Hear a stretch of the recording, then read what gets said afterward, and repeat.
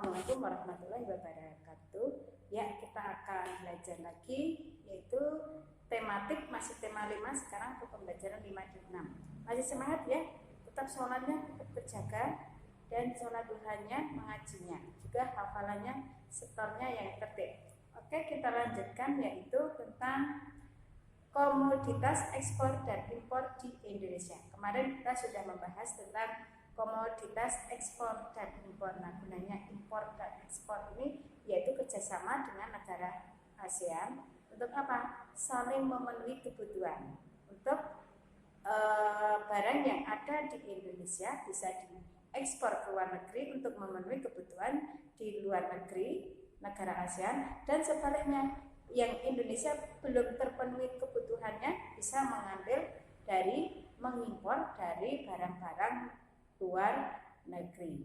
Nah, Indonesia memiliki sumber daya alam yang cukup melimpah. Jadi bisa dimanfaatkan untuk apa? Selain untuk semua bangsa Indonesia, juga untuk apa?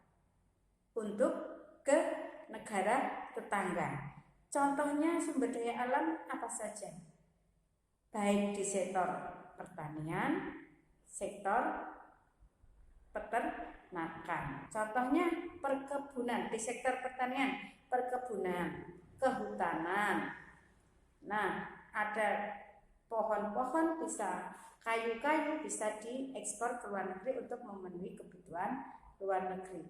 Begitu juga seperti perkebunan teh, kopi, karet. Nah, itu bisa diekspor ke luar negeri. Barang-barang perikanan, peternakan juga bisa dimanfaatkan untuk memenuhi kebutuhan kita, juga untuk diekspor ke luar negeri. Begitu juga dengan kita, mungkin ada ya daging sapi yang diimpor, ikan juga diimpor, itu ada. Nah, tapi Indonesia itu sangat kaya akan sumber daya alamnya. Selain ada pertambangan, nah, dan industri, sehingga dengan adanya komoditas ekspor dan impor itu akan saling memenuhi kebutuhan setiap negara.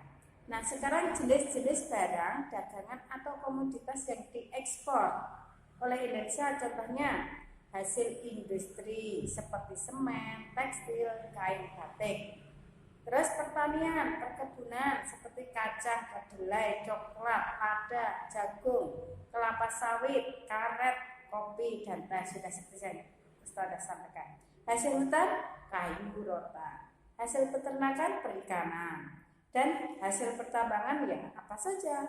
Logam, emas, perak. Nah, bisa dilihat di buku pena halaman 138.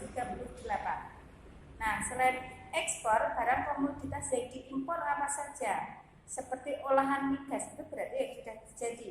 Bensin, solar itu kita mengimpor, bahan mentahnya kita bawa keluar, terus ya sudah jadi dibawa ke dalam negeri. Nah, makanya kita sebagai sumber daya manusia, sebagai generasi bangsa, kita harus cerdas, pintar agar bisa mengolah sumber daya alam yang ada di Indonesia, diolah dan dimanfaatkan oleh kita sendiri.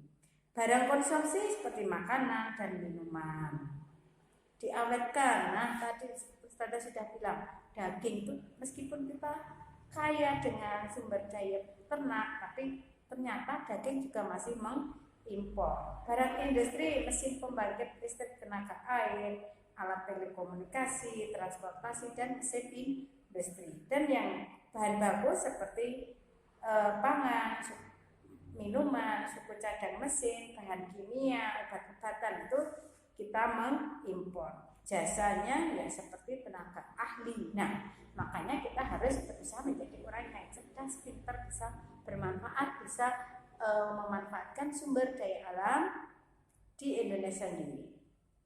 Oke, selanjutnya yaitu kriteria poster. Kriteria poster yang baik bagaimana? Apa? Coba halaman 140. Nah, sekarang macam-macam poster. Ada poster niaga, yaitu untuk mempromosikan produk-produk tertentu. Poster kegiatan, yaitu agar pembaca mendatangi event-event tertentu. Poster layanan masyarakat, yaitu agar masyarakat melakukan sesuatu yang bermanfaat. Contohnya seperti sekarang, yaitu menggalakkan cuci tangan, pakai masker. Nah, adapun poster yang baik bagaimana? Bahasanya mudah dipahami, tulisannya bagus, jelas, peletakan judul juga tepat, penulisan waktu tanggal juga benar, jelas, pemilihan warna serasi, warna tulisan mencolok agar menarik, gambar untuk melengkapi poster terlihat jelas, ukuran poster disesuaikan dengan tempat pemasangan posternya, ya. Demikian yang dapat Ustazah sampaikan. Adapun tugasnya yaitu anak-anak mengerjakan Ayo Berlatih halaman 138. Soal nomor 1 sampai nomor 5. Dikerjakan ya. Terima kasih dari Ustazah. Selamat mengerjakan tugas-tugas dan segera dikirim biar tidak menumpuk. Assalamualaikum warahmatullahi wabarakatuh.